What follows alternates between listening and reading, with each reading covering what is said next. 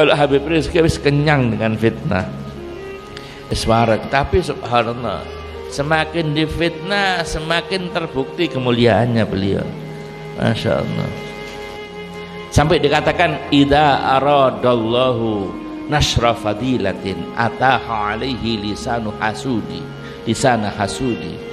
Kalau Allah subhanahu wa ta'ala ingin menjelaskan, ya, ingin menyebarkan keutamaan seseorang, Allah memakai lisan-lisannya orang yang hasud untuk bikin fitnah. Setelah di cross check di ini ternyata nggak seperti itu nanti umat berbalik cinta kepada dia, keutamaannya semakin kelihatan. Ini saya sering ngomong, ini ya Habib, sampai di pertemuan ini cara Allah memperkenalkan ente baru umat manusia. Iya, yang orang tadinya nggak tahu siapa ini, ya yang diopinikan begini, disebutkan begini, ternyata nggak seperti itu.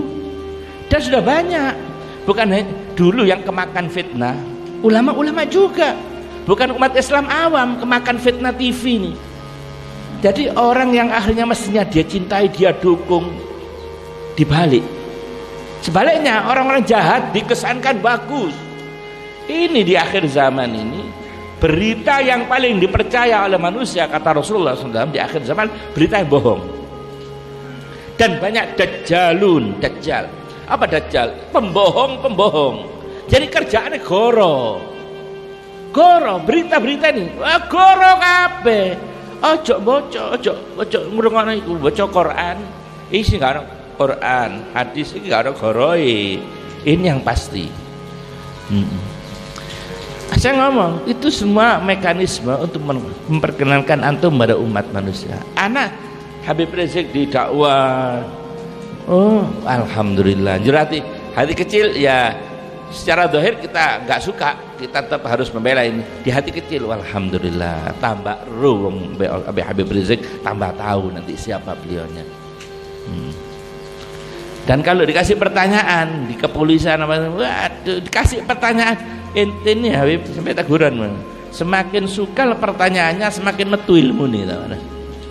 Iya, sekali kan kalau bikin acara-acara kan tak bikin apa itu, bukan tabligh saja, ana bikin dialog interaktif. Nah, orang-orang yang tanya, kasih ono pertanyaan yang sukar, kasih ono pertanyaan yang sukar. Subhanallah, ono aja jawabannya. Bin Syahab ini, Bin Syahab ini ugola, masya Allah. Bukan karena saya teman, saya jarang ngomong tentang Habib Rizik. Cek nih uang ngeru karpe dewe wis. Nah, sekarang orang-orang tadinya nggak seneng, nggak suka, ulama-ulama, ada habaib kadang-kadang ya ada ngomong apa Habib. Mereka belum, karena mereka masih harus hati-hati. Bukan karena nanti kalau sudah tahu siapa inti baru mereka perlu waktu. Karena ngomong nggak apa-apa. Bukan mereka nggak suka atau benci, enggak, karena mereka belum tahu sebenarnya.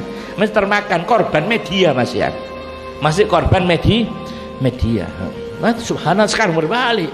Bukan hanya awamnya, awamnya wis mari 7 juta jembe, sopo wong bisa punya daya tarik bisa mengumpulkan manusia 7 lekar dunia, 7 juta lebih yang hadir dari negara-negara, bukan dari Indonesia, dari luar negeri hadir untuk hadir. 2012 itu luar biasa, nggak pernah terjadi sepanjang sejarah kan. Itu revolusi yang ada di Mesir itu nggak sampai segitu orang kumpul. Hanya saja Habib Rizik ini gak mau pakai kekerasan. Saya yang tahu, saya kumpul, gak mau pakai kekerasan, gak mau. Kalau umpama terjadi revolusi damai gak apa-apa.